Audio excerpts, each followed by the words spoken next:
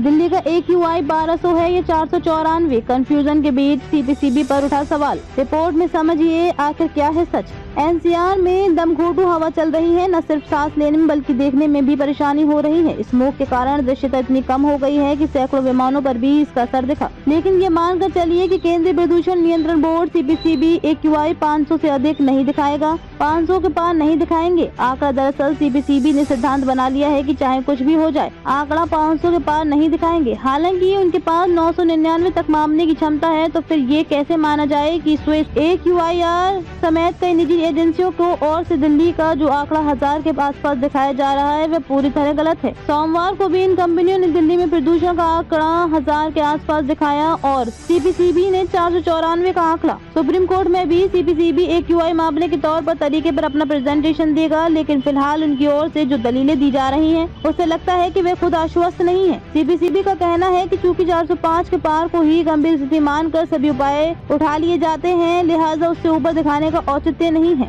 पहला बड़ा सवाल यही है जिस पर CPCB को कोर्ट में भी जवाब देना पड़ सकता है कि जनता तक सही जानकारी जाने से क्यों रोका जाता है। दूसरा सवाल ये भी है खड़ा होता है कि CPCB अगर अपने आंकड़ों को लेकर आश्वस्त है तो फिर उन निजी कंपनियों पर रोक क्यों नहीं लगाता है जो 2 गुना आंकड़ा बताती हैं। सवालों के घेरे में आया CPCB का आंकड़ा अभी तक एक बार भी 500 के ऊपर नहीं गया है। वायु गुणवत्ता प्रबंधन आयोग CAQM भी CPCB के आंकड़ों को तो प्रमाणिक बता रहा है, लेकिन अन्य कंपनियों के सेंसर द्वारा बताए जा रहे AQI को गलत भी नहीं बता रहा है। ऐसे में स्वास्थ्य से जुड़ी अनेक समस्याएं झेल रही आम जनता समझ ही नहीं पा रही है कि AQI का सही आंकड़ा क्या है। CPCB के मुताबिक सोमवार को दिल्ली का 24 घंटे का औसतन AQI 494 रहा। इसे सीवियर प्लस यानी कि खतरनाक श्रेणी में रखा जाता है। दिल्ली के सभी इलाकों का AQI भी 400 से 500 तक दर्ज किया गया। अब अगर निजी कंपनियों के सेंसर पर जाएं तो AQI.in.org शाम 4 बजे जहांगीरपुरी के ये आंकड़ा 844 बताया। पर्पल एयर ऐप पर अपराह्न 3:06 पर नई दिल्ली का AQI 969 था। इस तरह से एक और एयर नाउ ऐप पर सुबह 9 बजे के लगभग मुंडका